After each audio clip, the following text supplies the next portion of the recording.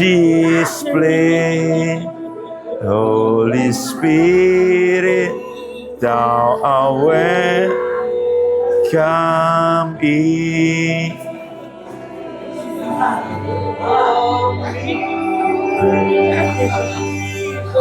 John Father,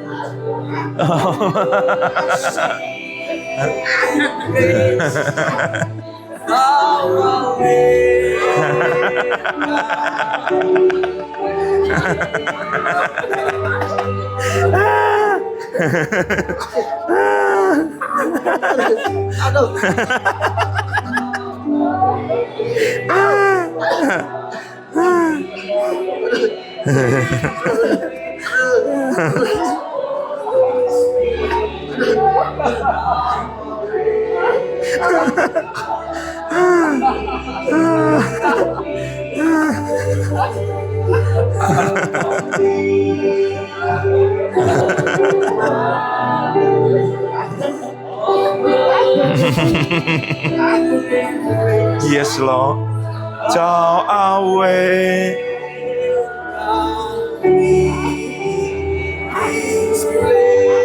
Lebih lembut lagi, lembut. Holy Spirit, thou art welcome in this place. Yes, Lord. Holy Spirit, thou art welcome in di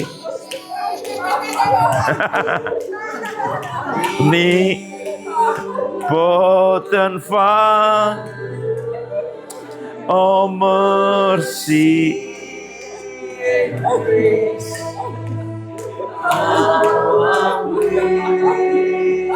come in this place.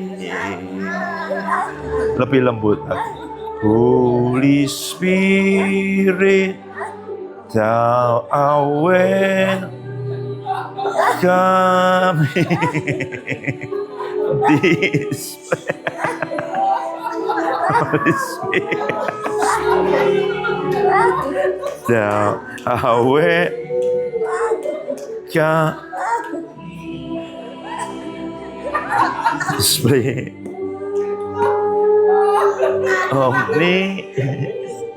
Omnipotent Father,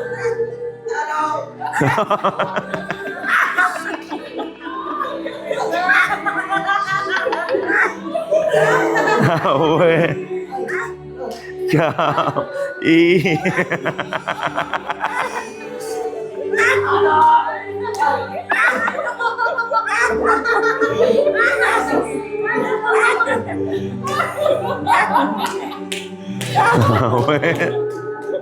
Kami display Holy Spirit, thou art welcome.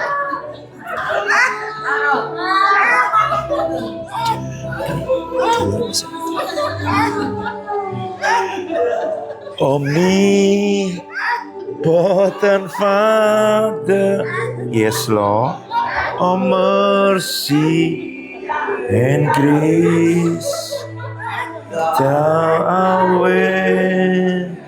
welcome in this place. Holy Spirit, thou art welcome in this place. Holy Spirit, thou art welcome in this place. Omnipotent Father, of mercy and grace, thou art welcome in this place. Omnipotent Father, omnipotent Holy Father, oh mercy and grace, thou way come in this place.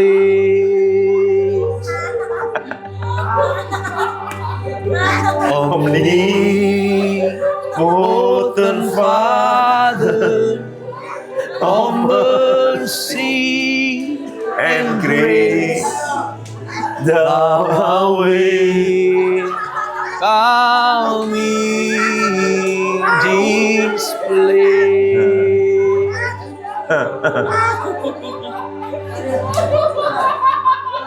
Nikmati aja yang masih ya.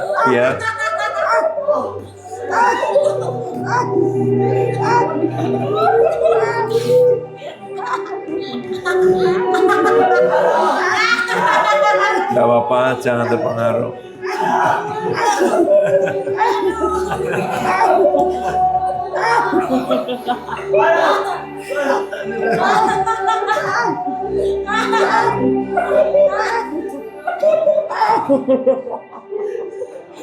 Yes.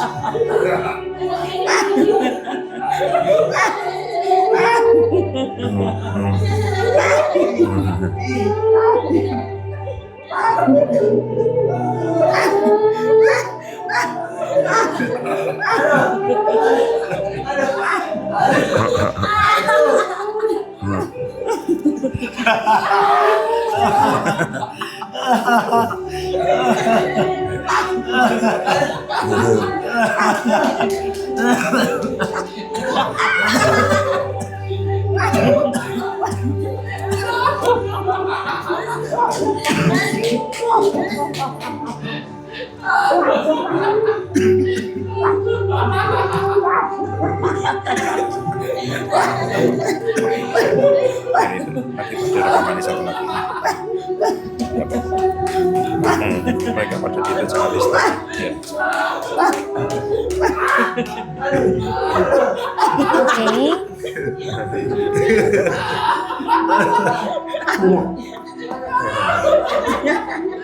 Please, you will come in this place. Yang sedang bekerja di dalam kita.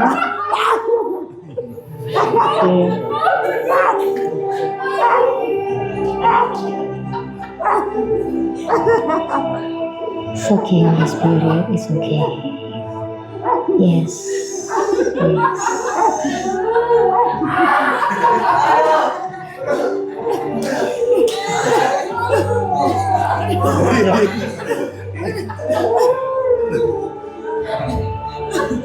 Biarkan Roh Kudus bekerja. Sambil Roh Kudus bekerja di tengah-tengah kita,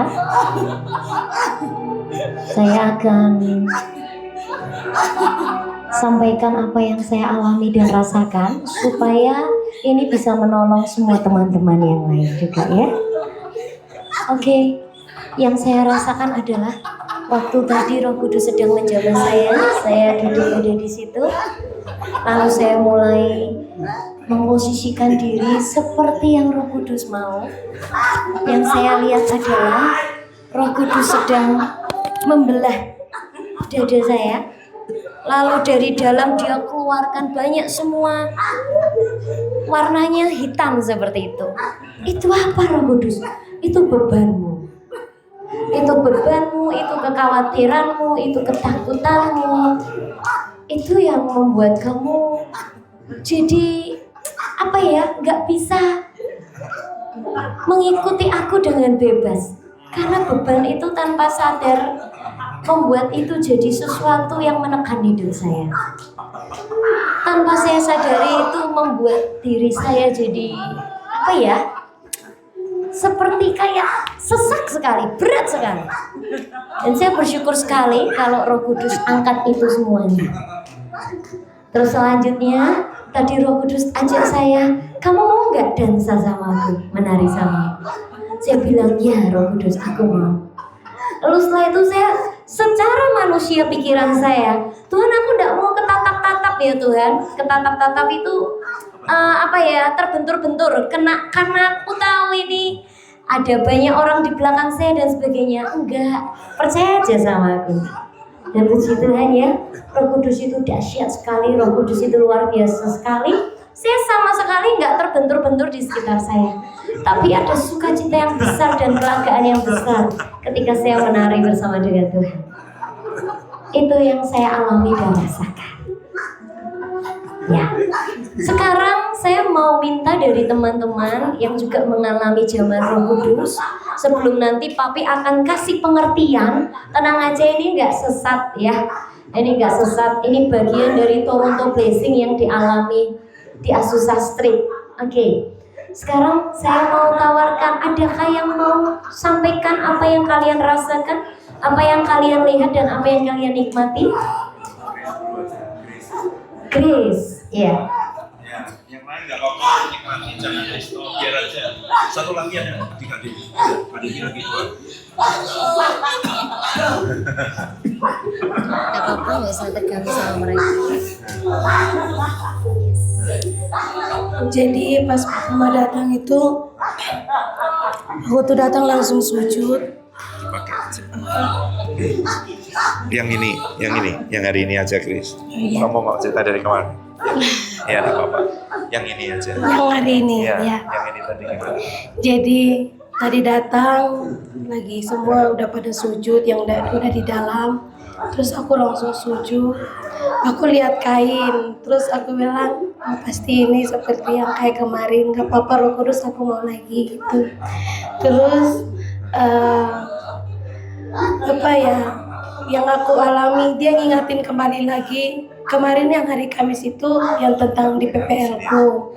Tapi kali ini lebih detail lagi. Pokoknya di setiap sesi di tempat PPL ku dimanapun aku berada itu, dia tuh ternyata selalu bersama-sama dengan aku. Jadi terus itu yang buat aku kayak, wah ternyata Roh Kudus ada sama dengan aku gitu. Terus yang paling bikin aku ada sedihnya itu karena aku pernah mimpi, nanti aku cerita sama Mami, aku ada cerita sama Kak Oce. Aku itu kayak, ya aku cerita sedikit yang aku mimpi waktu itu aku di tempat PPL. Aku ikut sesi doa 7 gunung itu. Nah di sesi yang salah satu sesi ada cerita tentang aborsi. Nah aku nggak mau lihat karena dia dia tunjukin videonya itu asli-asli cara aborsi itu kayak gimana. Jadi akhirnya aku malamnya aku tidur, aku mimpi aku kayak melahirkan, tapi yang keluarnya cuma kepala doang. Nah terus aku bingung, terus tiba-tiba aku dikasih mimpi yang lain. Saya langsung nyambung ke mimpi yang lain itu, aku sama anak-anak wave, tapi aku lagi megang anak kecil satu cowok. Aku bilang kalian gak boleh gangguin dia ya. Aku bawa dia ke sini karena dia mau mengenal Tuhan. Jadi kalian gak usah usil-usil gitu, aku bilang. Terus tiba-tiba aku bangun, aku bingung dengan mimpi yang pertama itu. Terus aku ceritalah malamnya lagi ke C gitu. Mimpi habis, pagi kan aku bangun, terus malamnya aku cerita. Terus Kak Oce bilang kemungkinan yang pertama kamu masih yang jadi kebawa sampai mimpi tentang aborsi gitu. Tapi aku pagi yang doa itu aku dapatnya malah kayak kalau misalnya kamu nanti ada anak-anak yang Tuhan percayakan di hidupmu, terus kamu tidak mendidik mereka dengan baik, nah mereka tuh keluar nggak utuh gitu, jadi hanya kepala doang. Itu yang aku kayak dapat pengertian dari Roh Kudus seperti itu. Terus aku jadi ingat waktu aku dimanain sebelum pas pelantikan itu, Roh Kudus tuh kayak langsung lihatin aku tuh lagi lari sama anak-anak di belakang itu, tapi lebih spesifik itu cowok terus Mami. Jadi aku kayak bingung. Terus tadi itu Tuhan, aku nggak tahu ini perasaan aku atau gimana, dia bilang dia mau kasih kamu bangsa Indonesia gitu. Aku bilang terlalu besar, tapi itu anak-anak. Aku bilang Tuhan itu terlalu besar, aku tahu aku nggak mampu, tapi dia bilang dia mau kasih aku anak-anak bangsa Indonesia gitu, anak-anak kecil gitu. Terus aku bilang Tuhan, aku memang Engkau pasti paling tahu aku paling kayak masih enggak lah Tuhan, masa besar banget itu gue bilang. Tapi jadi aku di situ nangis terus kayak Tuhan kalau memang iya aku mau gitu kalau untuk anak-anak untuk bangsa ini aku mau gitu. Jadi terus pas yang bagian-bagian ini terakhir itu yang ketawa, aku nggak tahu itu sukacita terus dalam hatiku bergejolak terus, aku ketawa pokoknya bahagia gitu. Terus kayak Roh Kudus itu kayak keren sekali, kasih aku sukacita yang gak bisa aku rasain, kayak maksudnya beda dari yang lain gitu. Itu mungkin yang aku dapatkan. Thank you Grace. Tadi apa yang Tuhan taruh di hati buat itu dia jadi Oh iya, nanti ya. sekarang nanti lewat kalau nggak mau doain aku. Ya, Dulu kamu di belakangnya belum.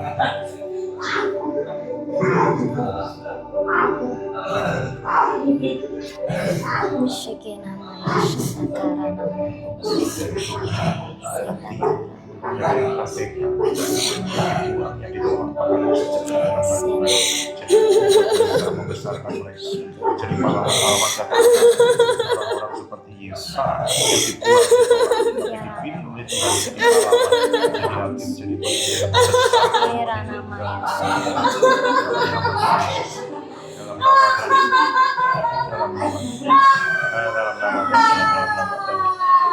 dalam nama Tuhan Yesus, dalam nama Tuhan Yesus. Glory. Ya. Kak Glory? Yang kamu alami aja tadi. Oh, iya. Ya, pakai aja dulu.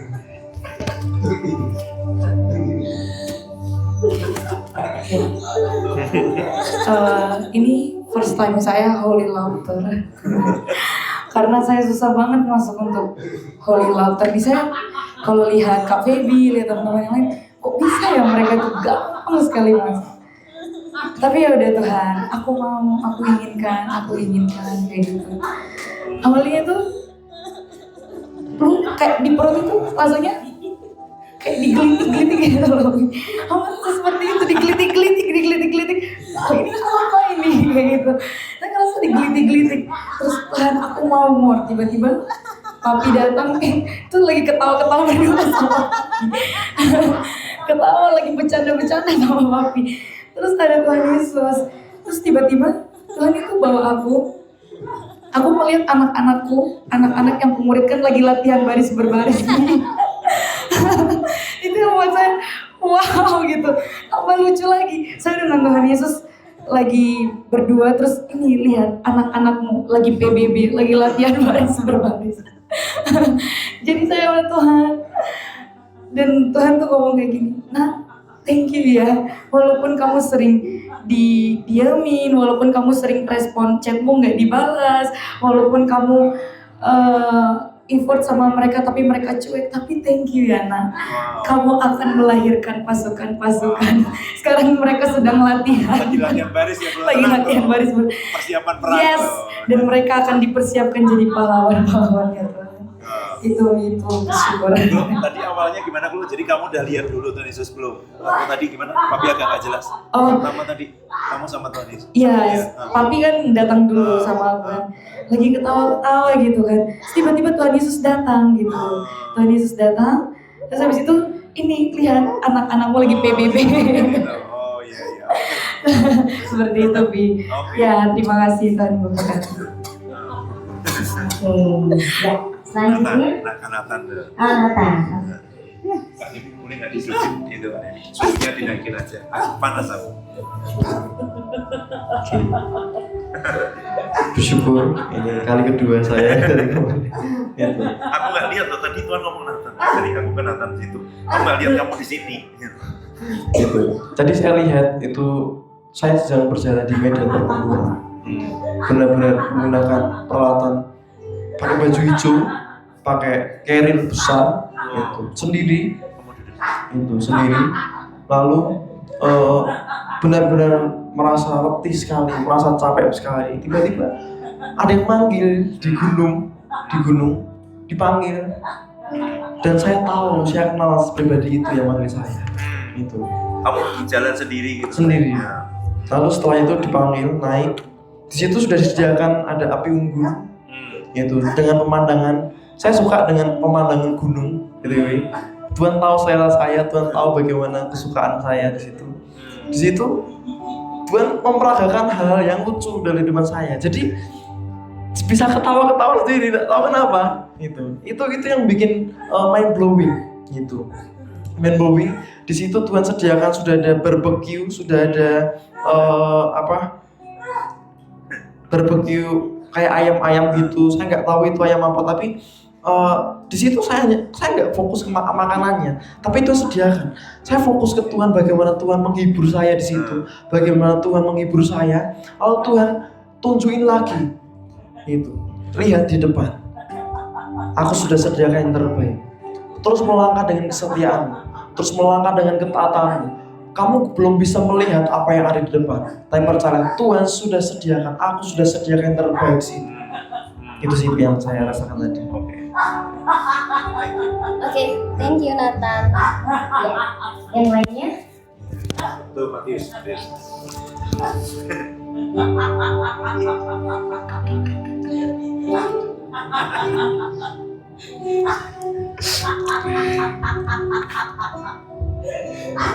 Iya, memang pertama tadi, thank you brother. Saya juga kayak letih lesu hari ini. Kayak saya tuh naik gunung, tapi jalan sendiri gitu. Nah, makanya tadi saya sempat ngadap tembok sebelah sana. Nah, saya lihat kayak beban saya tuh banyak sekali gitu. Waktu Papi datang, Papi pegang kepala saya tiba-tiba ingat masa lalu, kayak kembali di masa lalu saya. Nah, ternyata dulu tuh saya pernah main sepeda sama mama saya. Tapi sepedanya itu sepeda yang kalau teman-teman tahu rodanya 3. Nah, mama saya tuh lupa kalau itu masak nasi di belakang. Akhirnya saya main sepeda sendiri. Nah, saya main sepeda sendiri, tiba-tiba saya jalan, karena rumah saya itu kan kayak gini kan, turun. Akhirnya saya masuk ke dalam got gitu. Nah, itu yang membuat saya ketawa tadi, karena saya tuh kayak diulang di masa lalu saya gitu. Aduh, saya nggak kuat sekali. Sepertinya kayak itu, saya nggak bisa untuk mengungkapkannya gitu. Nah, ini yang keempat yang saya rasakan. Nah, terus juga kalau teman-teman yang dari pedalaman mungkin tahu, kalau pakai yang sarung untuk tidurin bayi yang kecil gitu. Nah, itu aku tuh dibawa Tuhan Yesus, kamu baring aja, nanti aku yang ayunin kamu. Aduh, aku nggak kuat, jadi aku nggak kuat ketawa gitu. Nah, aku ketawa karena apa? Aku diayunin gitu, kayak anak bayi lagi gitu, diayunin gitu. Itu yang membuat aku ketawa. Makanya aku nggak tahu kepalaku berapa kali kejedot sama itu sama dinding gitu. Karena saking aku nggak bisa gitu. Nah, diayunin gitu. Nah, tiba-tiba habis diayunin dibawa lagi gitu, buat jalan-jalan gitu, dibuat jalan-jalan. Tadi kayaknya Papi ada doain apa gitu, tapi saya nggak dengar jelas gitu, karena saya di sini tuh kayak berapa orang gitu gelitikin saya, jadi nggak kuat gitu. Maka saya kayak nahan ketawa saya tuh sampai saya bilang sama Roh Kudus, cukup saya bilang gitu, karena udah nggak kuat gitu. Sampai saya bilang nggak tahu itu apa namanya yang untuk penutup itu, aku udah nggak kuat, cukup, karena dibawa masuk dalam rumah, dibawa keluar lagi gitu. Nah, terus karena dulu saya tuh orangnya suka ngejar ayam di bawah kolong rumah. Nah, jadi aku tuh kayak ngejar ayam, makanya tadi sampai pergi ke sana juga. Aku tuh kayak diingatkan, dulu aku tuh sering, karena aku punya kakek itu dulu sering jemur padi. Nah, dia suruh aku jaga padi gitu. Nah, aku tuh kayak kejar ayam gitu sampai masuk dalam rumah gitu. Karena rumah kami dulu rumah panggung gitu. Nah, aku sampai masuk gitu. Dia ngapain Itu ngejar ayam gitu. Nah, itu yang saya dapatkan tadi. Terima kasih.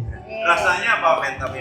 Yang kamu rasakan di hati di itu dengan itu semua? Ya Kan sekarang, tadi kamu bilang pertama capek, nanti bebannya berat. ya sekarang tenang Nah, gitu, nah, nggak capek lagi gitu. Nah, itu yang saya rasakan. ya. Oke, thank you. Ngejar ayam memang. Selanjutnya, Ya, siapa? Oh, Boni ya. oke, Boni. Kosnata. Yes.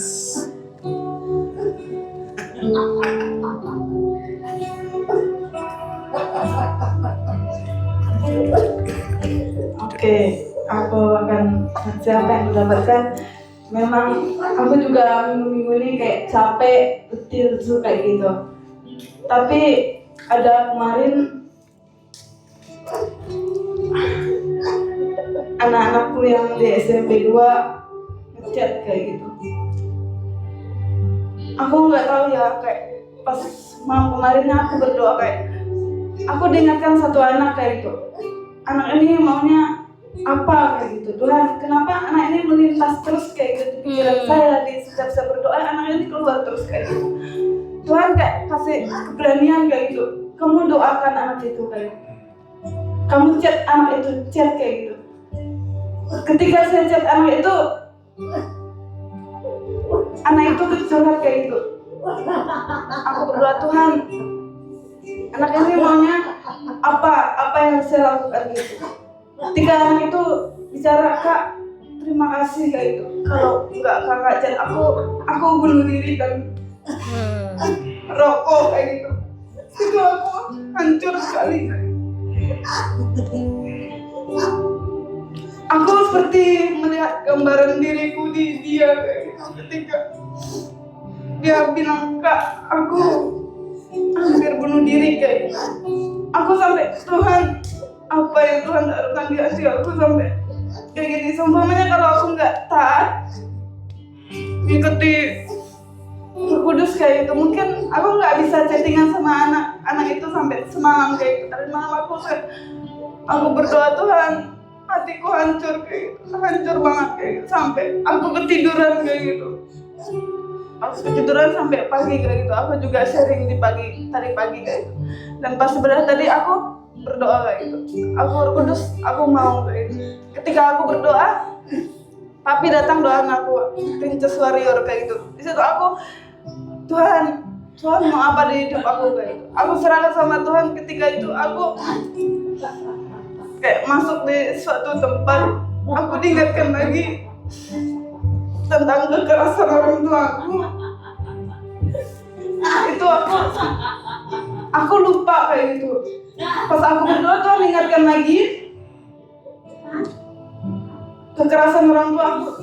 Itu pada diriku itu kayak gambaran anak itu kayak gitu. Ketika aku dikerasin sama orang tua aku melakukan pengen bunuh diri kayak gitu di kamar. Aku ngeliat tali untuk gantung diri dan itu banyak banget cutter dan juga rokok, minuman keras kayak gitu. Aku sangat hancur. Aku ngeliat diriku sendiri di masa lalu. Aku mau kayak gitu. Aku mau kayak gitu. Membawa anak-anakku untuk berubah, tidak mengikuti jejak kakaknya kayak itu. Aku tanya lagi sama Tuhan. Tapi ketika itu aku berdoa lagi sama Tuhan. Aku tanya, Tuhan, aku mau kayak gitu. Pas itu aku dibawakan juga di satu tempat kayak gitu. Kayak langsung berubah gitu tempatnya deh, di kayak penggunungan. Tapi ada air terjun kayak gitu. Aku juga ngeliat anak itu di situ. Anak mentor saya ini, saya itu bermain sama dia kayak gitu. Kayak, Tuhan, ini loh anakmu kayak gitu. Ajak dia main kayak gitu. Ajak dia main. Dia suka juga di pemandangan penggunungan, air terjun, apa kayak gitu. Di situ juga Tuhan menyiapkan banyak banget snack, makanan yang saya suka kayak gitu. Terus saya suka cita banget, Tuhan terima kasih. Di situ saya sama anak itu bermain gitu di gunung itu, di air terjun gitu, mandi bareng-bareng kayak gitu, cerita bareng-bareng. Anak itu dia suka cita banget kayak gitu. Di situ aku sangat bersyukur kayak, Tuhan terima kasih Tuhan kayak. Dan juga perut aku kayak dikritikin banyak orang kayak gitu. Sampai aku sakit perut tahan gini, aku nggak mampu kayak gitu. Tuhan, aku nggak mampu, Tuhan tolong kayak gitu. Karena juga aku ngeliat anak itu, dia sukacita sekali kayak gitu. Situ perut aku memang sakit sampai naik ke atas kayak gitu. Tuhan, ini gimana Tuhan, sampai ke belakang-belakang aku kayak gitu. Dan juga sempat aku berdoa, Tuhan, kayak badanku tuh sakit banget. Tapi ketika di situ badanku udah nggak sakit kayak gitu, lega gitu. Itu yang ku rasakan. Terima kasih. Thank you Kak Boni. Iya. Yes. Yes. Banyak anak-anak itu. Amin, amin, amin. Kamu akan membawa kesembuhan. Amin, Kamu akan amin. melihat Amin, mereka, amin. mereka akan Amin. coba. Kamu tahu seperti apa rasanya. Amin. Kamu diberi hati yang Yes. besar oleh Tuhan untuk tidak mau lihat mereka seperti itu. Yes. Tapi jangan pakai kekuatanmu sendiri ya. Amin. Artinya Tuhan akan dialirkan hati Amin. yang besar, mengalir langsung dari Amin. tangkap Bapa ke hatimu. Yes. Penuh sekarang ini sedang jadi besar, merah, Amin. menyala, dan hatimu seperti penuh dengan hatinya Bapa sendiri, tidak bisa tahan lihat mereka. Ya, nanti kamu akan lihat hidup banyak orang itu yang mau bunuh diri, yang mau semuanya, yang kecanduan yang itu dilepaskan. Kamu cukup datang aja, temani mereka, pegang tangannya gitu. Karena kamu mengalirkan kasih Iya. Bapa itu. Amin, amin, amin. Kamu mengalirkan Dalam kasih nama Yesus. Bapa dalam nama Tuhan Yesus. Dalam nama Yesus. Thank you. Dan lebih dulu. My pretty sister, I love you so much.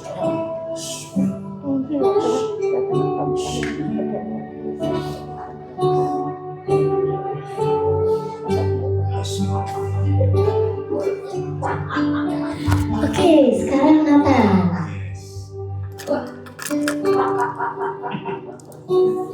Silahkan Nathan. Ini dipakai dulu. Oke, terima kasih untuk kesempatannya. Saya mau sharing dulu tentang apa yang saya lihat untuk tempat ini gitu. Yang pertama yang saya lihat waktu hadirat Tuhan itu kuat sekali. Itu air itu penuh, bersih, jernih, bukan kayak yang saya lihat sebelumnya, Bi. Jernih, bersih. Mungkin lebih tinggi dari AC itu. Penuh di tempat ini gitu. Dan ternyata kita semua berendam di dalam air itu, makanya jangan heran semuanya itu gitu. Itu menarik gitu. Terus itu benar indah sekali gitu. Bersih, airnya itu benar-benar fresh gitu. Dan kalau untuk diri saya sendiri, yang pertama saya memang mengalami capek, sedih, merasa sendiri gitu, semua itu. Gak tahu perasaan itu kayak Tuhan. Saya seringkali kepikiran dengan masa lalu saya semua itu gitu. Dan karena memang apalagi waktu di akhir-akhir sebelum saya kesini itu merasa semua itu seperti surga saya. Teman-teman semua, keluarga, dan banyak hal gitu.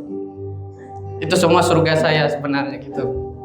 Saya keingat dengan itu semua, bagaimana keluarga besar saya teringat dengan itu semua, dan semuanya itu tempat kenyamanan saya gitu.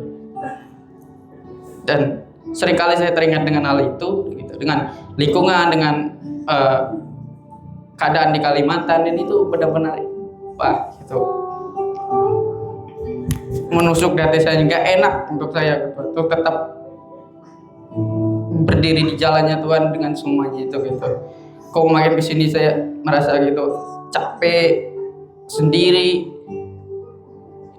Itu yang kuat di dalam diri saya itu, dan saya bergumul dengan itu udah dari beberapa waktu ini sebenarnya gitu. Dan tadi saya bergumul berdoa dengan itu, terus Allah Roh Kudus mengalir penuh. Dan sampai satu titik Papi samperin saya dan doakan saya. Papi memang doakan itu juga, terus persilahkan Roh Kudus untuk penuh di bagian itu gitu. Sendirian, merasa sendiri gitu. Dan Allah Roh Kudus menjawab itu gitu. Dan itu yang itu luar biasa sekali. Bagaimana cara Allah Roh Kudus menjawab? Allah Roh Kudus menjawab dengan cara dia bawa ke gunung, bukan gunung yang gunung tetapi hutan lebat sekali gitu, lebat tinggi kayak suasana di Kalimantan itu gitu. Bukan saya lebih ini ke tempat tinggi, bukan gunung kalau saya sebut itu tempat gitu. Hutan indah sekali gitu. Terus selain dari itu Roh Kudus juga bawa ke sungai yang gak dalam, yang mungkin seleher mungkin itu sungainya. Naik perahu di situ gitu, naik perahu nggak pakai mesin, perahunya nggak pakai mesin, memang menyusuri arus gitu. Sungainya itu di hutan yang rindang sekali sampai matahari itu nggak bisa masuk. Memang suasananya siang-siang tapi matahari nggak bisa masuk karena saking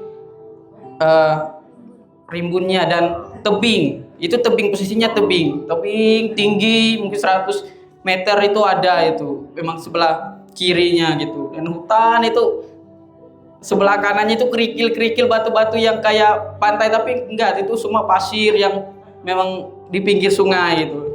Dan itu indah sekali. Tuhan Allah Roh Kudus bawa ke, bahkan perlihatkan ya sendok 2 biji itu. Saya memang kok sukacita melihat itu semuanya sederhana sebenarnya, bukan ke mall, bukan ke apa, bukan, tapi ke tempat-tempat yang memang berdua cuma dengan Tuhan, tempat-tempat yang hutan sifatnya gitu-gitu kan.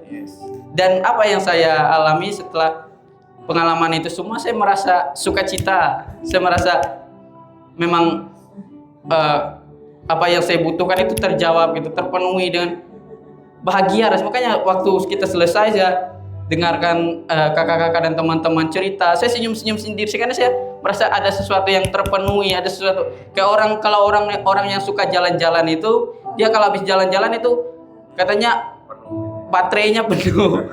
Dia suka cita gitu karena memang dia di situ gitu.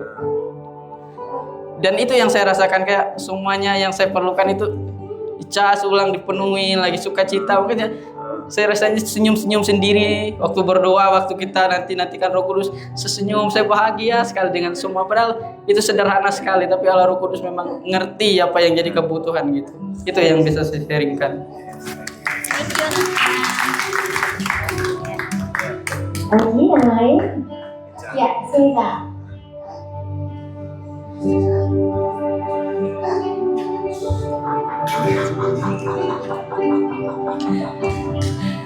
Pakai nak dia dengar.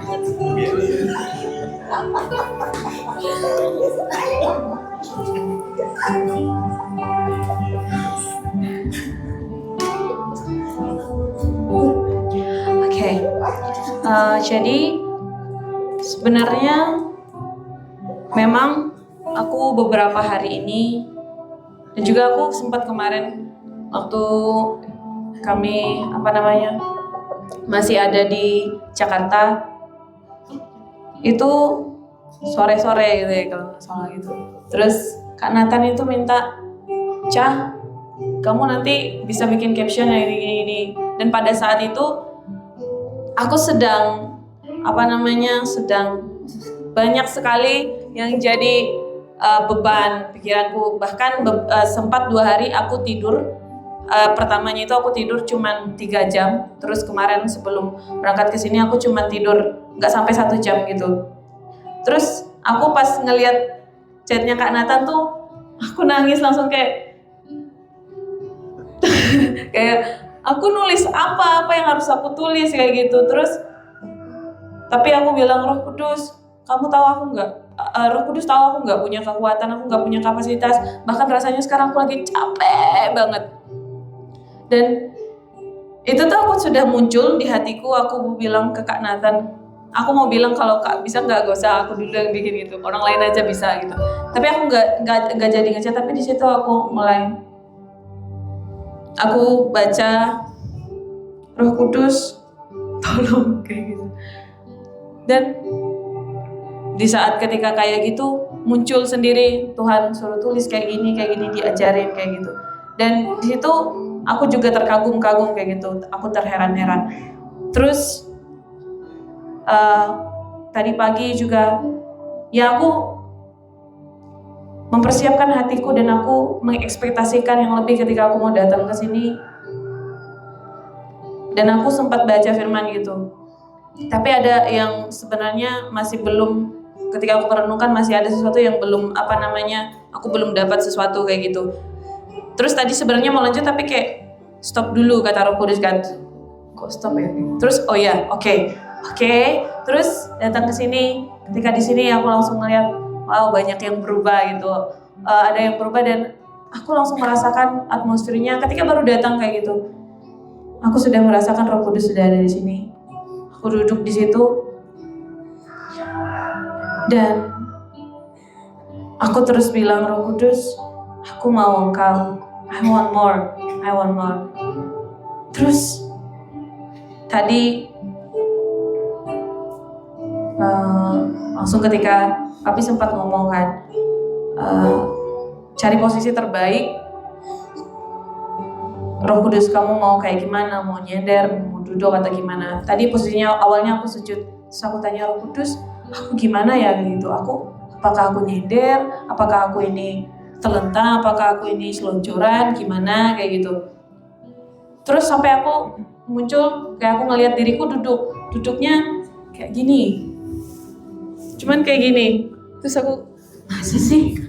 Terus kayak, oh yaudah, terus aku duduk kayak gitu dan aku ambil kainnya, terus aku nggak tahu kenapa aku ngambil kain tapi aku tutup gitu. Aku tutup kakiku, terus aku duduk kayak gini, kayaknya aku taruh gitu, terus aku kayak gini. Terus di situ aku ngerasa Tuhan lagi datang, terus aku ngerasa dia dekat banget dan entah kenapa tadi aku kayak cerita banyak banget duduk itu. Dan setelah itu aku merenung lagi, kenapa aku duduk, kayak sebenarnya kayak Tuhan tuh minta duduk. Aku tuh kayak ingat Kak Oce yang diminta bawa kursi itu kan, tadi ada di grup bilang kursi, there's no chair here. Terus makanya aku duduk aja kayak gitu. Terus aku langsung diingatkan tadi pagi ketika aku baca Alkitab itu, ketika aku baca Alkitab yang ketika Tuhan bilang stop, Roh Kudus bilang stop, tadi aku sampai di pasal ketika di kitab Yohanes, ketika Tuhan Yesus membasuh kaki murid-muridnya. Aku langsung ketika ingat itu kayak, wow, pantesan kok tadi ketika kakiku kayak gitu aku ngerasa kok kayak ada yang nyentuh kakiku, dingin banget. Lah perasaan AC di atas kok di kakiku yang dingin gitu. Di atas nggak ada dingin tapi di kakiku dingin. Ketika itu dibukakan Roh Kudus sedang dibasuh, kakiku sedang dibasuh kayak gitu. Aku kayak wow. Terus aku duduk masih gitu, terus papi datang doain aku di situ. Masih bilang tentang setiap dasar-dasar yang lama, cara yang lama itu seperti ombak kayak gitu, dihancurkan lagi kayak gitu. Dan itu aku di situ awalnya ada sesuatu yang aku tahan, di manifestasi Roh Kudus yang aku tahan, kayak aku mau ini aja. Tadi aku bilang ke Tuhan kan aku habis ngobrol banyak banget, aku cerita, terus Tuhan aku mau denger Engkau ngomong dong, aku mau denger Tuhan mau apa gitu. Terus papi datang, malah aku kayak orang mabuk laut, langsung kayak di situ aku langsung keluar itu tadi sukacita itu, tapi itu kayak orang mabuk rasanya. Makanya ketika papi itu kayak aduh kok gitu kan. Terus setelah papi udah doain udah pergi, terus aku tanya lagi, Roh Kudus kenapa kakiku dibasuh gitu, kenapa kakiku dibasuh. Terus kan tadi di situ kan Tuhan bilang kan kamu udah mandi, jadi nggak perlu dibasuh seluruhnya. Itu di firman Tuhan itu kan ngomong gitu. Terus kenapa kakiku gitu. Aku tanya kenapa, aku harus dapat jawaban gitu. Di situ tadi Roh Kudus kasih pengertian, kamu jalan pakai kakimu kayak gitu kan. Seringkali melangkah ke tempat atau kemanapun yang sebenarnya Tuhan gak suruh, kayak mungkin aku jalan tapi pakai kekuatanku sendiri dengan kakiku melangkah. Dan itu yang Tuhan mau bersihkan. Itu yang Tuhan mau bersihkan. Dasarku kan, kakiku kan, tadi dasar yang bikin aku bisa berdiri kan, ini yang jadi tumpuan untuk aku bisa berdiri. Ternyata itu yang Tuhan mau bersihkan. Jadi aku tadi pagi padahal aku pas baca kitab aku nggak hagah deh. Aku nggak hagah, tapi kok tadi di situ kayak Tuhan Yesus basuh kakiku kayak gitu. Nah, di situ sukacita melimpah sekali, merasa wah. Tapi aku nggak ngerasa aku digelitikin, tapi ya itu kayak orang mabuk, tapi kayak aduh, kayak bener-bener kayak orang mabuk, terus kepala aku kayak apa muter rasanya kayak gitu. Terus yang terakhir pas jadi datang lagi doain, aku diingetin satu, surrender lagi. Dan tadi aku diingetin kan, kami kalau di sana tiap pagi kalau anak-anak di Matetes sebelum kami mulai Pieces Time, sebelum belajar, kita itu berdoa. Nanti ada yang setiap bulan nanti ganti, ada ketua kelasnya kayak gitu ganti. Kita berdoa, dia pimpin berdoa, terus kita doa Bapa kami, terus ada 3 deklarasi. Declaration of surrender, declaration of the Holy Spirit, and declaration of authority. Tadi aku diingatkan tentang declaration of surrender, dan ketika papi pergi dan lain-lain, aku declare lagi. Dan ketika aku declare itu, tadi aku 2 kali kayak minta di 2 kali, tapi aku sambil, karena di situ aku bilang supaya aku surrender lagi my body, my soul, my spirit, dan terakhirnya my thoughts, feeling, willing, weakness, semuanya aku letakkan lagi dan aku serahkan lagi kayak gitu. Dan hari ini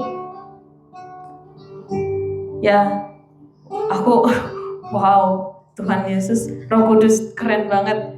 Aku kan yang dekat Kak Matius kan, terus dia, aduh, nabrak apa deh? Kayak tadi kayak kebentur, kayak ada apa yang terjadi?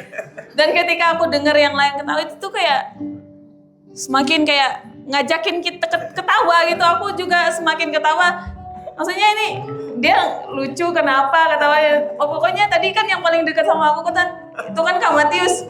Nabrak apa beliau ini yang terus aku sambil terus ya sudah kayak gitu.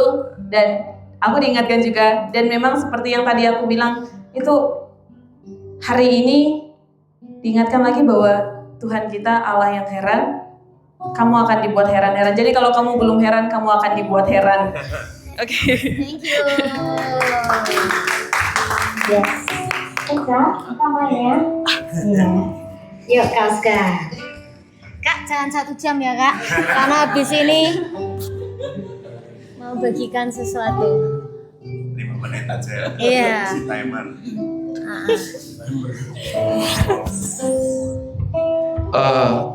Tadi pas masuk awal itu, saya langsung ngerasain hadirat Tuhan.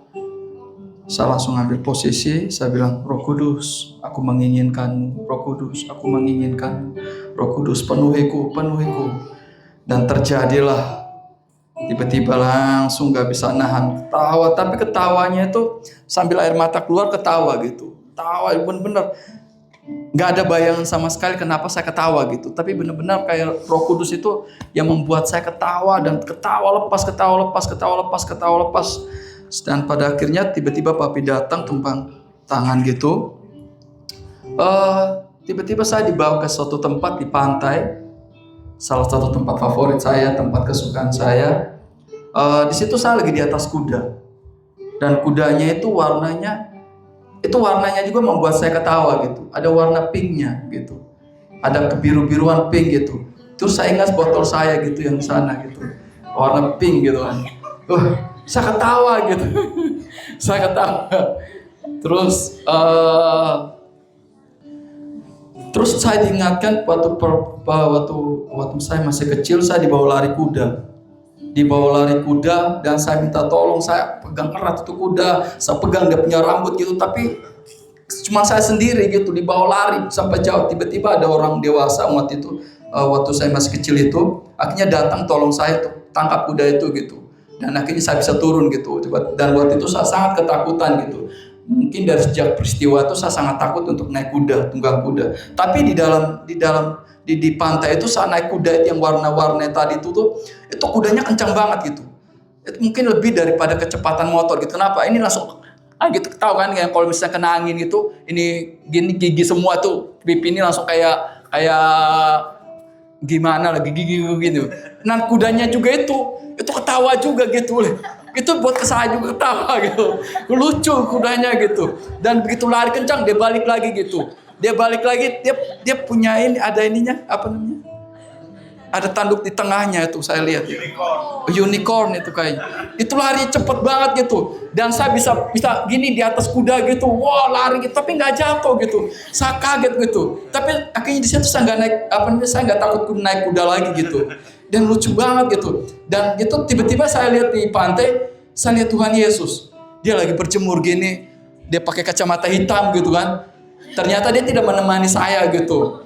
Dan tiba-tiba kayak benar-benar kayak Tuhan Yesus itu lepas saya untuk saya naik kuda gitu. Wah, saya benar-benar itu kudanya tuh begini, kayak lari gitu. Pas dia mau balik sini, tiba-tiba nggak tahu dalam skit dia nggak mutar kayak gini, tapi tiba-tiba kayak ekornya tuh berubah jadi kepala gitu. Dia lari lagi kayak gitu. Dan itu wah, saya nggak perlu pegangan kayak gimana, saya nggak bisa jatuh gitu. Dan itu kudanya juga ketawa gitu, giginya tuh besar-besar gitu kan. Dan itu membuat saya tuh ketawa lagi gitu. Dan saya merasakan sesuatu ada yang pulih dalam hidup saya gitu, dalam diri saya merasakan kesegaran, saya merasakan benar-benar sukacita yang luar biasa. Itu sih yang saya alami. Terima kasih, Tuhan berkati. Gak lama kan, Mam? Thank you, Kak Els. Yes. Ya, Mami jelaskan sedikit. Mami nggak jelasin yang itu, tapi jelasin aja apa yang Mami dapat ya. Oke. Iya, tapi nanti dulu deh. Yes. Setiap kali kita mengalami perjumpaan dengan Roh Kudus, pasti ada sesuatu yang sedang diubahkan di dalam diri kita.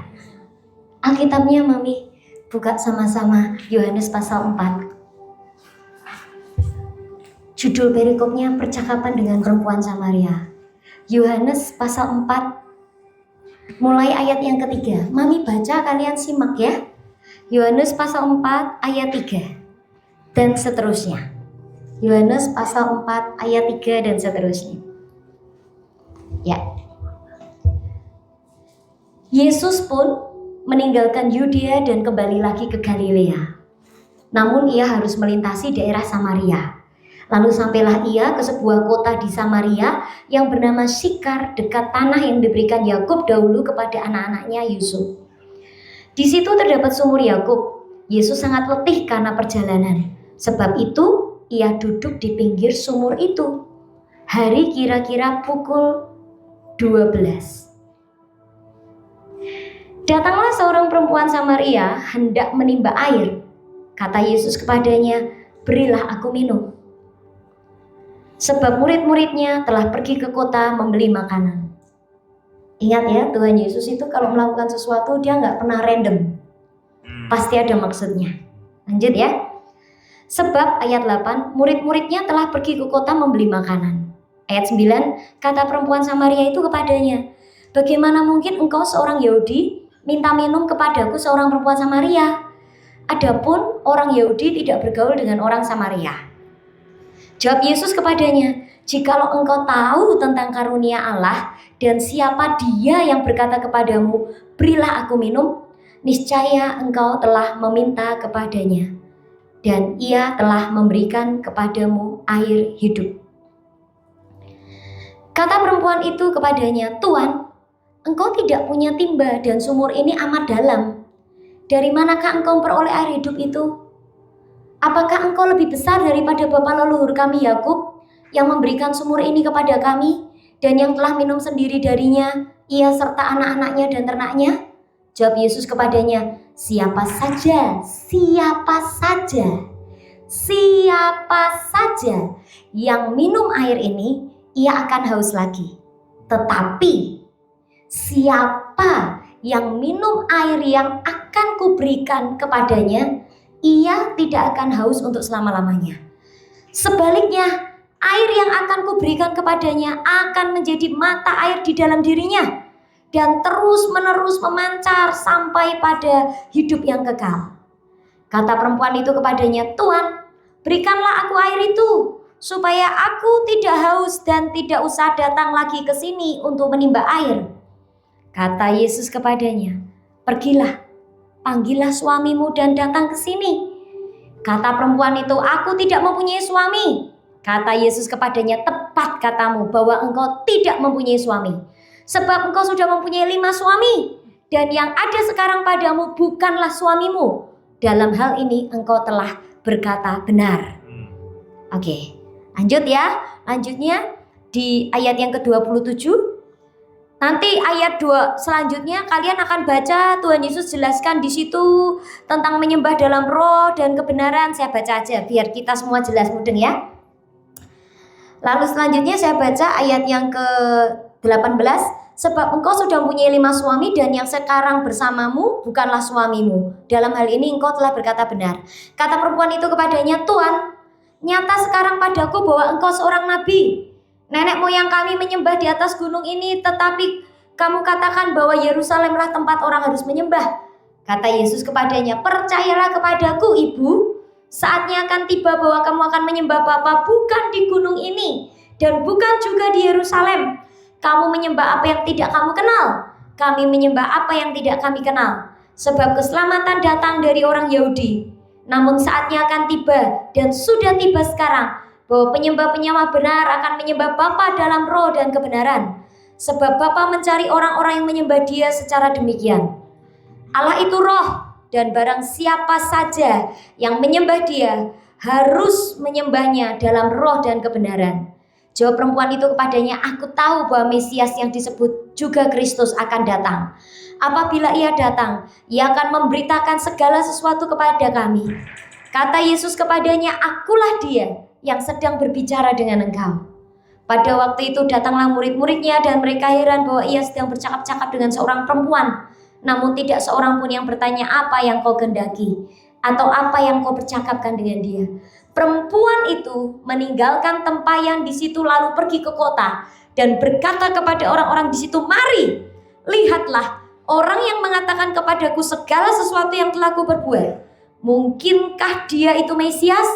Mereka pun pergi keluar kota lalu datang kepada Yesus. Ayat 39. Banyak orang Samaria dari kota percaya kepadanya karena perkataan perempuan itu yang bersaksi. Ia mengatakan kepadaku segala sesuatu yang telah kuperbuat. Ketika orang-orang Samaria itu sampai kepada Yesus, mereka meminta dia tinggal dengan mereka. Ia pun tinggal di situ 2 hari lamanya.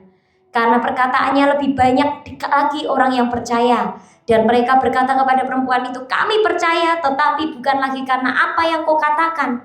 Sebab kami sendiri telah mendengar dia dan kami tahu bahwa dia benar-benar juru selamat dunia. Kalau kau orang-orang muda berpikir bahwa hanya orang-orang yang kudus yang boleh berjumpa dengan Roh Kudus, itu tipu muslihat iblis. Itu tipu muslihat iblis. Dengarkan baik-baik orang muda. Perempuan yang sengaja ditemui oleh Yesus. Ingat ya, Mami tadi ngomong, Tuhan Yesus itu melakukan sesuatu nggak random. Selalu dia punya tujuan dan maksud.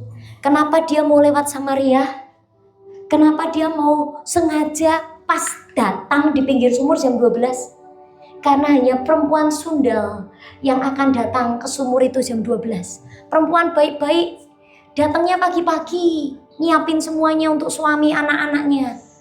Kenapa perempuan ini datang jam 12? Karena dia pengen lari dari semua omongan masyarakat. Dia sudah capek diomongin sama semua orang karena apa yang dia lakukan. Jadi jam 12 siang saat dia tahu tidak ada lagi orang yang akan ke sumur itu, baru dia datang ke sumur. Dia kira pasti tidak ada orang waktu siang hari jam 12. Tapi tahukah kau, Yesus sengaja menunggu Jam 12 siang dikatakan ya kan? Jam 12 siang Yesus tunggu di sumur hanya untuk berjumpa dengan seorang perempuan Samaria. Dan bukan perempuan baik-baik. Perempuan ini punya 5 laki-laki. Dan itu bukan suaminya. Yang tinggal sama dia laki-laki itu juga bukan suaminya. Saya nggak ngerti apa yang melatar belakangi perempuan ini. Mungkin dia punya sexuality yang berbeda. Dia nggak puas dengan satu laki-laki. Mungkin dia hypersex, mungkin ya. Mungkin ada sesuatu kepuasan yang dia cari. Aku nggak ngerti. Mungkin dari kecil dia di-abuse. Mungkin dia di-abuse sama bapaknya sendiri, sama omnya, sama kakaknya sendiri, sama adiknya sendiri. Apapun itu membuat dia jadi kecewa, pahit dan marah dengan hidupnya. Sampai akhirnya dia membalas dendam dengan cara seperti itu. Gue juga bisa kok tidur dengan semua laki-laki yang gue suka. Ini saya menceritakan kisah ini dengan yang mungkin bahasa yang kalian bisa nangkep. Memang tidak dijelasin detail karena tidak tahu apa yang membuat seorang perempuan yang dilahirkan dari rahim ibu bisa menjadi perempuan yang seperti ini, yang semua orang di kampungnya sudah gak mau menatap wajahnya, jijik. Tapi ketika Yesus berjumpa dengan perempuan ini, yang Yesus tawarkan sesuatu yang jauh lebih besar daripada kepuasan seksualitasnya. Sesuatu yang jauh lebih besar daripada sebuah balas dendamnya kepada laki-laki yang sudah mengebius dia. Ada banyak alasan kenapa wanita, perempuan bisa seperti itu. Yesus sedang menawarkan sesuatu yang beyond dari sekedar yang hanya untuk memuaskan dan memvalidasi dirinya. Dia membuktikan bahwa semua laki-laki itu tunduk di bawah kakinya. Dengan cara apa? Trade with sex. Tapi dengarkan baik-baik. Yesus datang ke dunia sebagai seorang laki-laki. Dia jumpai perempuan ini. Dan perempuan ini tahu dia orang Yahudi. Makanya ketika ketemu dengan Yesus, perempuan itu bilang, kamu kok orang Yahudi minta minum sama aku? Bagi orang Yahudi, aku di luar orang Yahudi itu najis loh. Kok kau minta sama aku? Lalu yang Yesus tawarkan bukan sesuatu yang bisa dia pakai untuk memenuhi seksnya atau kehausannya. Yesus tidak menawarkan dirinya untuk tidur dengan perempuan ini. Saya pakai bahasa yang vulgar supaya Anda mengerti. Tapi Yesus menawarkan yang lebih dari itu. Kamu mau gak? Aku punya air. Kenapa Yesus bilang gitu? Karena Yesus tahu kehausan perempuan ini. Dia haus kasih sayang. Dia baper sekali. Dia gak bisa kalau hidup tanpa kasih sayang dari lawan jenisnya. Dia gak bisa. Makanya dia interact berbagai macam cara. Mungkin dia dandan paling cantik. Mungkin dia pakai baju yang seksi untuk menarik laki-laki itu datang kepada dia. Saya gak ngerti apa yang kamu pakai untuk menarik orang di sekelilingmu, untuk bisa menerimamu, memuaskan keinginanmu. Aku gak ngerti. Tapi kalau kau datang ke tempat ini, kau hanya akan bertemu dengan pribadi Tuhan Yesus. Dan Tuhan Yesus melakukan hal yang sama seperti yang dilakukan oleh perempuan ini. Dia memberi Roh Kudus kepadamu. Kalau kamu mau, aku akan berikan kamu air. Tapi kamu gak punya timba. Oke, it's okay. Tapi kalau kamu mau, aku akan berikan. Tahu apa yang dihargai Yesus? Tuhan Yesus menerima semua orang berdosa. Tapi masalahnya perempuan ini, saya suka responnya. Ayat 15, kata perempuan itu kepadanya, Tuhan, berikanlah aku air itu, supaya aku tidak haus dan tidak usah datang lagi ke sini untuk menimba air. Ada sebetulnya di dalam diri yang paling dalam, ada rasa kelaparan, ada rasa kejenuhan, ada rasa kelelahan dan keletihan yang besar sekali dengan semua omongan dan cemoohan ibu-ibu di kampung, perempuan-perempuan, perawan-perawan yang ketakutan kalau pacarnya diambil oleh dia. Perempuan ini bilang, aku mau, dia desperate sekali, aku mau, tapi sekarang realita hidupku kayak gini. Dan ingat, Yesus belum ngomong apa-apa loh. Baru kata 16 Yesus bilang, pergilah, panggil suamimu dan datang ke sini. Karena dia tahu sebetulnya masalah yang paling besar dari perempuan ini. Dan perempuan ini datang di hadapan Tuhan dan kejujuran. Tuhan, aku gak punya suami. Betul katamu. Kamu sudah punya 5 laki-laki yang samamu. Dan yang sekarang laki-laki tinggal samamu itu bukan suamimu. Perempuan ini kaget. Dia orang Yahudi, gak satu kampung sama aku, tinggalnya jauh dari aku. Kok dia bisa tahu hidupku? Waktu tadi ketika engkau dijamah Roh Kudus, tiba-tiba kau diingatkan masa lalumu atau apa yang diceritakan Kak Boni.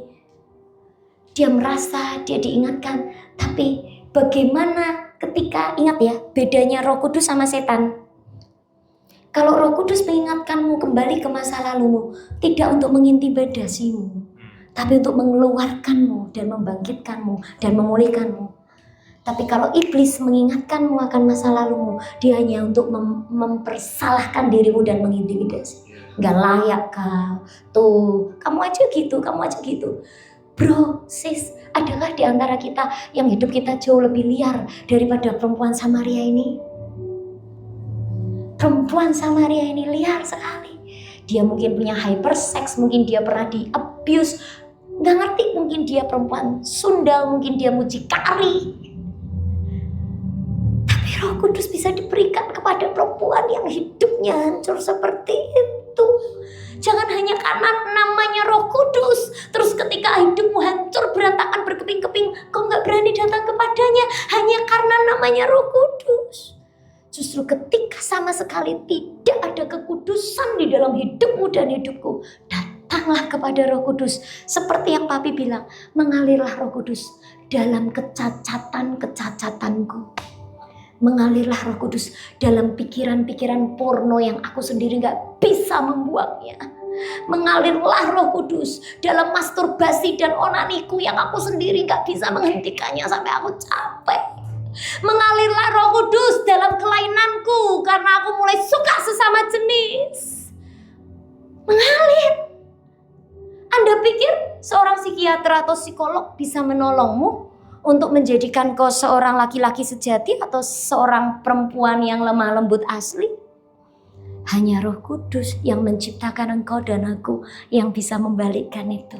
Tidak peduli apa yang sudah pernah engkau lewati dan lalui sepanjang hidupmu. Dari engkau bayi lahir keluar dari kandungan ibumu. Bahkan ketika saat kau masih di kandungan ibumu. Ketika kau mengalami penolakan. Ketika kau coba mau digugurkan. Roh Kudus diberikan kepada barang siapa yang mengingininya. Responnya cuma satu. Kayak perempuan itu aja. Aku mau. Aku mau. Dan kamu harus tahu, Roh Kudus itu roh. Dia mengerjakan sesuatu di luar batas daging. Dengarkan lagi, ketika Roh Kudus sudah menjamah hidupmu, yang pertama dipulihkan dirimu sendiri. Makanya tadi saya catat, ada yang mengalami kelegaan, ada yang diingatkan lagi untuk menyerahkan dirinya sama Tuhan, ada yang merasa dipuaskan, dipenuhi sukacita. Ada yang disikapkan dengan pengertian-pengertian firman. Itu sudah betul. Dan ada sambungannya. Saya nggak pakai kata tapi, kalau tapi membatalkan yang sebelumnya. Dan setelah perempuan itu merasa dia sudah diberi oleh Tuhan yang membual-bual Roh Kudus. Taunya dari mana? Ini pasal 14. Tetapi siapa yang minum air yang akan kuberikan kepadanya, ia tidak akan haus untuk selama-lamanya. Yesus bicara tentang Roh Kudus. Sebaliknya air yang akan kuberikan kepadanya akan menjadi mata air di dalam dirinya yang terus-menerus memancar sampai pada hidup yang kekal. Roh Kudus yang sudah Tuhan berikan di dalam dirimu dan di dalam diriku tidak akan pernah berhenti bekerja selama engkau dan aku mempersiapkan dia terus mengalir sampai kepada hidup yang kekal. Itu berarti yang akan menemani engkau dan aku pulang ke surga siapa? Roh Kudus. Waktu di doa pagi, Mami ngomong, siap gak siap? Satu kali, kita pasti akan dipaksa untuk menyelesaikan hidup ini. Dengan peti ukuran 1 kali 2 meter, kau pasti dipaksa. Kau mau bilang aku belum siap mati, Tuhan? Gak bisa. Kalau memang Tuhan bilang mati, kok mati, kok hanya sudah jadi seonggok daging yang masuk di dalam peti. Tapi begitu kau menutup mata, yang menuntunmu kembali pulang ke rumah Bapa adalah Roh Kudus. Itulah kenapa firman Tuhan katakan Roh Kudus itu akan terus-menerus memancar dalam dirimu, terus-menerus memancar sampai pada hidup yang kekal. Jadi gak peduli sampai nanti kau jadi kakek-kakek, nenek-nenek, rambut muda putih semua. Pelayananmu, pemuritan sudah kemana-mana, penginjilanmu, jiwa-jiwa udah dimenangkan banyak-banyak. Tapi kau harus tetap berjalan dengan Roh Kudus. Dan kau harus biarkan Roh Kudus mengalir di hidupmu. Karena hanya Roh Kudus yang akan membawa kau pulang ke rumah. Pulang ke rumah Bapamu dan Bapakku. Dan tidak hanya ketika kita mengalami perjumpaan dengan Roh itu membual-bual, mengalir dan menyegarkan. Tidak ada itu. Dan perempuan itu yang mengalami sukacita dan kebebasan, dia pergi pulang ke kampungnya, nggak peduli tuh orang netting negatif thinking sama dia atau apa. Oh, dia nggak peduli. Mungkin dia bahkan cerita kepada laki-laki yang pernah tidur sama dia.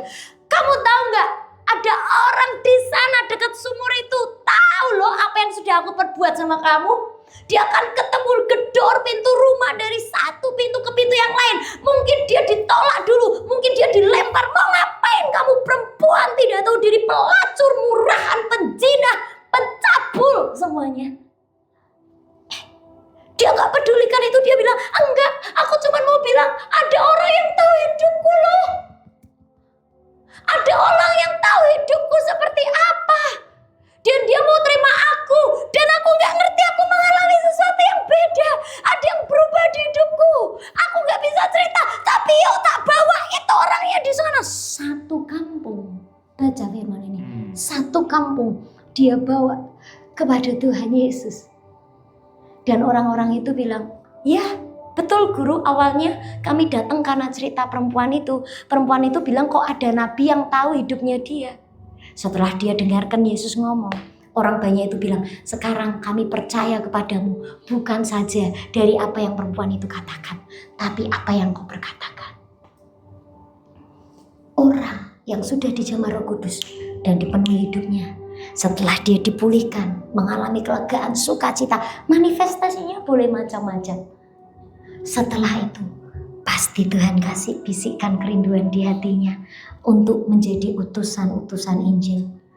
Kak Grace dikasih tentang anak-anak. Betul ya? Tuhan bilang aku kasih anak-anak Indonesia dari Sabang sampai Merauke. Kak Boni dikasih hati untuk anak mentornya dia yang dia muridkan anak-anak SMP. Bahkan dia persis seperti kesaksian perempuan ini. Hidupku, aku mau bunuh diri seperti anak ini. Aku juga begitu. Aku ngerokok, aku ini hidupku hancur. Tapi dia berjemu dengan Tuhan Roh Kudus dia. Dan dia mau ngikuti Roh Kudus. Kontak dia, chat anak ini. Dan anak ini tidak jadi bunuh diri. Karena Keboni nurut. Dia kirim chat. Anak ini gak jadi mati. Dahsyat ya. Itu baru hal kecil Kak Boni. Tuhan akan percayakan banyak orang-orang muda hidupnya hancur berantakan sepertimu dulu. Dan mereka akan jauh lebih dahsyat dari hidupmu yang sekarang. Hei, datang sama Tuhan, biarkan dia menjamah hidupmu. Dan tanya, minta apa, dengarkan suaranya. Pasti dia akan kasih sesuatu di hatimu. Tugas yang baru kah? Atau ditambahi apalah. Pasti. Karena Tuhan Yesus saja gak egois mikirin dirinya. Yang penting aku dijamah Roh Kudus lega-lega, enggak. Kalau itu Roh Kudus bekerja, pasti kau akan digerakkan untuk pergi jangkau jiwa, menangkan orang-orang muda di luar sana.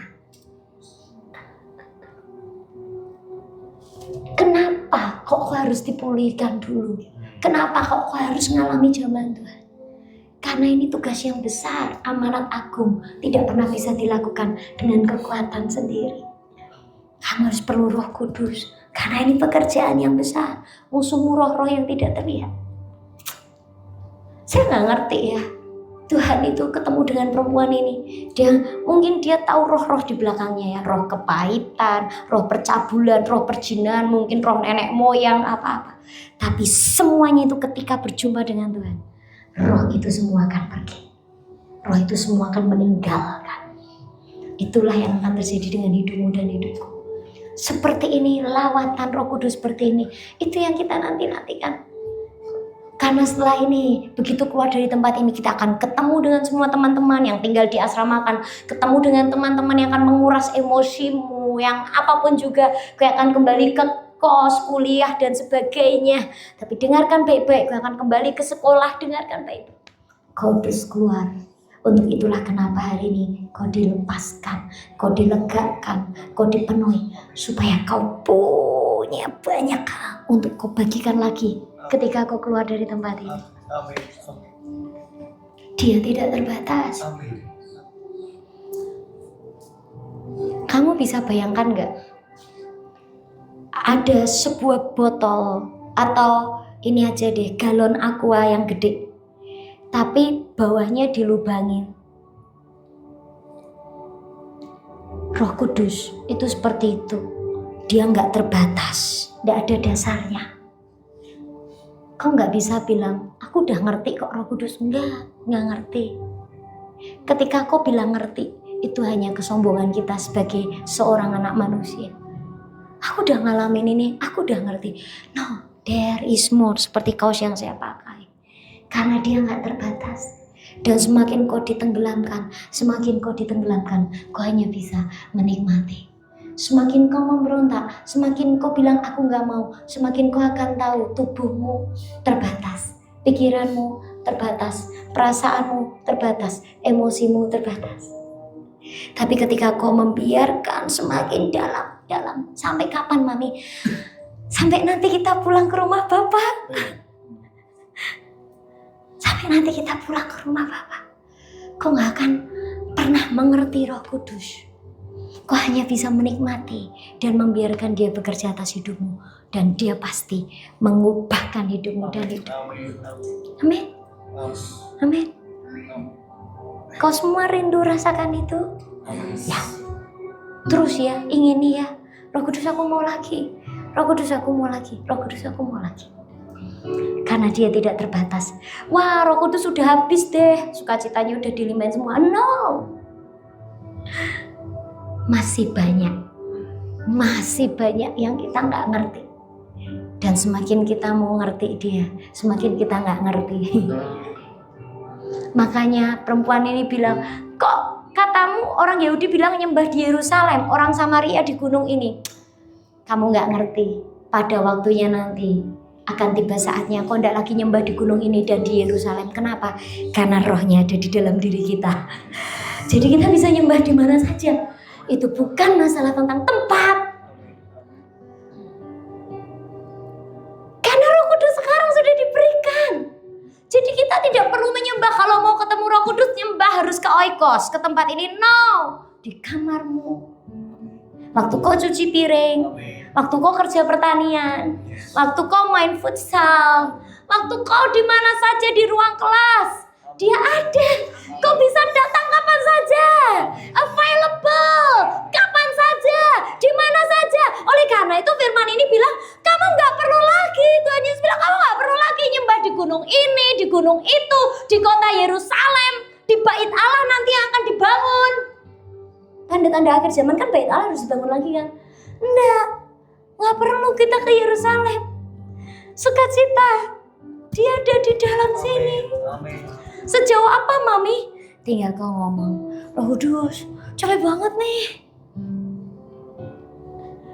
Dekat sekali Mami. Ya, even walaupun aku lagi ada di toilet dan lagi gitu. Yes. Bahkan ketika kau lagi BAB, terus kau diingatkan Roh Kudus, Mami itu najis. No, hatimu dan hatiku yang seringkali lebih najis daripada kotoranmu dan kotoranku. Tapi dia mau, kau hanya tinggal ngomong aja. Dia sejauh itu. Deket gak? Gak jauh, Mami. Cuman mulutmu buka aja dan ngomong Roh Kudus. Dia akan datang dan menyambar itu. Semenjak itu, kalau kau ngerti rahasia besar ini, kau gak akan lagi merasa kesepian. Kau juga gak akan lagi merasa sendirian. Karena dia ada di dalammu.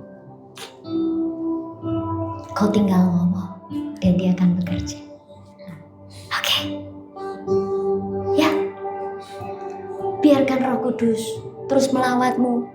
Tidak hanya di tempat ini. Pulang ke kamar kos, ke kamar asrama, ke rumahmu. Dia ada. Karena dia sudah ada di dalam dirimu dan diriku. Nikmati persekutuan dengan dia. Dan kau akan selalu rasain sukacita dan kelegaan. Tinggal ngomong aja. Amin. Tapi mau nambahin sesuatu? Ya, sedikit aja. Nanti langsung tak siapin itu kotak persembahan ya.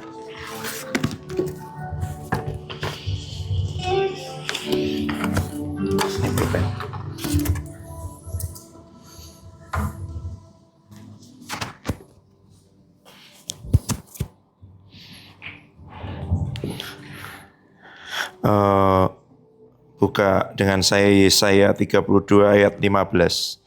Yesaya 32 ayat 15.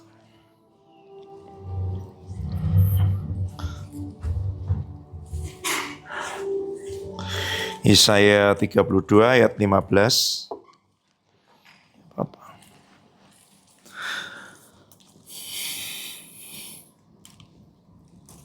Baca bersama, 2, 3. Sampai dicurahkan kepada kita roh dari atas, maka padang gurun akan menjadi kebun buah-buahan, dan kebun buah-buahan itu akan dianggap hutan. Ya, jadi bahasa Inggrisnya sebenarnya until the Spirit is poured out upon us, itu ya. Tapi jangan bayangkan roh itu turunnya dari atas. Kenapa? Ini hari ini saya cepat aja ya, mungkin minggu depan saya jelasin lebih lanjut. Coba buka dulu. Yeskiel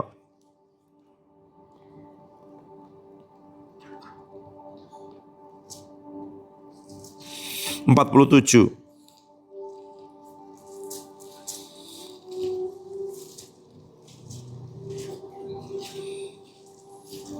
Yeskiel 47 ayat 1 dan 2.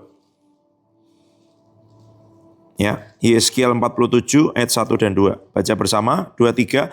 Kemudian ia membawa aku kembali ke pintu bait suci, dan sungguh ada air keluar dari bawah ambang pintu bait suci itu, dan mengalir menuju ke timur. Sebab bait suci juga menghadap ke timur. Dan air itu mengalir dari bawah bagian samping kanan dari bait suci sebelah. Lalu diiringnya aku keluar melalui pintu gerbang utara, dan di bawahnya aku berkeliling dari luar menuju pintu gerbang luar yang menghadap ke timur. Sungguh air itu membual dari sebelah selatan. Ya, jadi di dalam apa yang dilihat oleh Yeskiel ini yang Tuhan tunjukkan, bait suci ada air keluar dari ambang pintu. Nanti air itu kan setiap kali dia jalan, ya kan, jalan 1000 hasta itu tambah dalam dari semata kaki jadi selutut, jadi sepinggang, jadi sampai dia tidak bisa lagi kakinya berpijak. Tambah dalam mengalir. Nah itu gambaran. Itu. Ya seperti itu sebenarnya, bukan gambarannya. Roh itu mengalir dari mana? Ambang pintu bait suci. 1 Korintus 6 ayat 19, coba.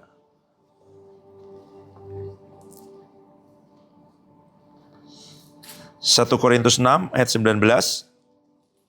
Baca bersama. 2, 3.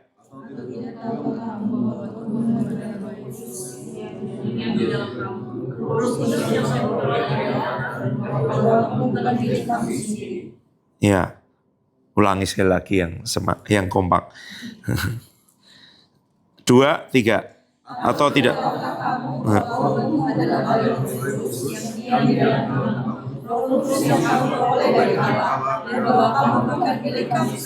Iya.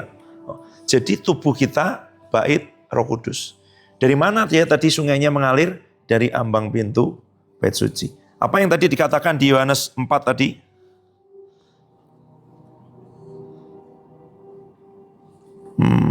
Mana tadi? Barang siapa minum air yang akan kuberikan kepadanya, ia tidak akan haus lagi, haus untuk selama-lamanya. Sebaliknya air yang kuberikan akan menjadi mata air yang terus-menerus memancar. Jadi, ya, Roh Kudus itu menyambungkan yang memancar dari tahta Tuhan. Saya tidak buka hari ini dari kitab Wahyu itu. Dia memancar keluar dari tahta Tuhan. Kemana? Lewat kita. Itu loh. Memancar keluar. Itu. Apa itu? Kamu tahu pintu gerbang. Apa itu fungsinya pintu gerbang? Supaya yang di dalam bisa keluar, yang di luar bisa masuk. Ya kan? Orang bikin benteng sangat kuat, tapi nggak ada pintu gerbangnya. Ya dia sama dengan mengurung diri. Nggak bisa keluar. Itu. Pintu gerbang itu penting akses. Makanya kalau orang dalam perang yang diserang pertama adalah pintu gerbang. Waktu Yakub dapat penglihatan di Betel, dia bilang apa? This is the gate of heaven. Pintu gerbang surga. Ya, ada portal-portal alam maut, ada, ya kan? Pintu gerbang Hades, pintu gerbang alam maut, ada itu. Tempat dia keluar masuk beroperasi, ya seperti itu. Tapi juga ada pintu gerbang surga. Nah, pintu gerbang surganya sekarang di mana? Di dalam kita. Itu loh. Yang jadi portal surga, ya kan? Open heaven, kita pernah itu, golden time itu. Siapa? Oke, ada. Kalau kita ngomong udah bersama satu area, satu wilayah, satu tempat yang Tuhan beri. Tapi sebenarnya dia dimulai dari sini. Portalnya itu kita. Karena dia mengalir dari tahta Tuhan. Keluar lewat ambang pintu. Siapa bait Roh Kudus? Kita. Gitu. Dia harusnya mengalir keluar dari hidup kita. Gitu. Mengalir keluar dari hidup kita. Nah masalahnya, nih saya kasih tahu kemarin. Ini kan ada air nih ya. Ini harusnya kapasitasnya botolnya 2 liter. Segini kira-kira mungkin 1,5 liter masih ada ya. 1 liter lebih ya. Gitu. Ada air kan di dalamnya kan, semua bisa lihat ya. Waktu saya goncang-goncang ada air kan ya. Betul ya? Ada air ya. Pasti ya. Kok tangan saya nggak basah? Ada air loh. Kok nggak basah? Iya, karena di dalam wadahnya kedap lagi. Ini kalau dituang juga nggak apa-apa. Oh ya kan, ada mereknya nggak saya sebutin ya kan. Oh, nggak apa-apa. Nah kita malah bangga. Itu kalau wadah ini. Tapi diri kita ini, Roh Kudus, air kan. Tapi kenapa kok orang ketemu kita nggak memancar, tidak merasakan kesegaran, tidak merasakan kelegaan, tidak merasakan kesembuhan, tidak merasakan kehidupan. Padahal padang gurun waktu dialiri, dicurahi dengan roh berubah menjadi kebun buah-buahan. Kehausan perempuan ini waktu diberi minum sama Tuhan, apa minumnya Tuhan? Roh Kudus. Waktu diberi minum Roh Kudus berubah jadi mata air. Bayangin, padang gurun waktu diberi roh Tuhan jadi kebun buah-buahan. Nah Roh Kudus itu di dalam diri kita. Kita ini nganggapnya Roh Kudus itu untuk keperluan rohani. Penyembahan, worship, pelayanan, baca firman, rema. Nanti kalau mau khotbah, mau melayani, minta supaya Roh Kudus. Tapi di diri kita, jiwa kita ini, yang tadi saya sebutin macam-macam itu ya, termasuk Mami sebutkan tadi, kesendirian, ketakutan, kecemasan, kemarahan, kesepian, kegelisahan, kekhawatiran, ketakutan, macam-macam itu di pikiran, di perasaan nanti masih macam-macam ya, emosi-emosi kita itu ya, macam-macam. Di kehendak kita juga macam-macam, impian, imajinasi, wah macam-macam yang liar yang begitu. Saya ngomong nih kemarin, selesai dari Holy Ground pulang itu, capek saya bilang Tuhan aku tidur dulu ya, nanti bangun, aku mau berdoa, tak setel waker. Setelah waker saya masih 30 menit kemudian baru bangun. Saya bangun, Mami tidur. Tapi saya rasa seperti ada kesepian yang besar sekali di hati. Saya tahu sih. Ya, kalau kita habis pelayanan terutama nanti. Tapi saya belum bisa ngomong detail. Kalau Roh Kudus habis turun dalam dirimu mengalir itu kuat itu. Setelah itu jiwa ini habis dilewati Roh Kudus begitu rupa. Itu kayak rasanya merindukan dia lagi. Jadi kosong. Makanya dalam pelayanan itu banyak orang setelah dilawat, dipakai Tuhan luar biasa, jatuh dengan itu. Karena kekosongan besar itu dia tidak sadari. Itu jadi kesepian yang besar gitu loh. Karena barusan ada Roh Kudus hadir dengan luar biasa. Sekarang tidak seperti itu gitu loh. Jadi sukacita yang besar itu seperti kemudian hilang, rasakan kesepian, ketakutan, kesepian yang besar sekali, sendirian. Rasanya pengen ngomong gitu, tapi nggak mungkin bangunin mami karena juga capek. Dan saya berbaring, Roh Kudus mengalir dari dalam sini. Kekesepianku ini loh Roh Kudus. Keinginanku untuk didengar.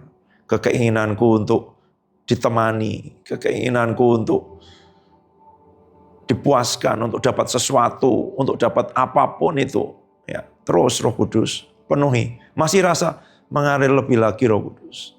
Mengalir lebih lagi Roh Kudus. Bukan dari atas, dari dalam. Keluar, keluar, keluar. Kenapa? Setiap bagian yang kurang itu, kalau kamu diberi minum oleh Tuhan, apa itu minumnya? Roh Kudus kan? Perempuan ini kan haus. Mami bilang tadi, kehausannya di mana? Seksualitas, penerimaan, validasi, ya kan? Pembuktian diri, apapun itu. Itu kehausannya. Jangan diminumi di area itu. Kalau diminumi di area itu, kamu cuma akan dapat situ aja. Tapi kalau kamu minumi Roh Kudus ke area itu, berubah jadi mata air. Jadi sumber. Padang gurun, harusnya padang gurun mau disirami apa sih? Jadi apa sih padang gurun? Tumbuh kaktus sudah bersyukur ya kan?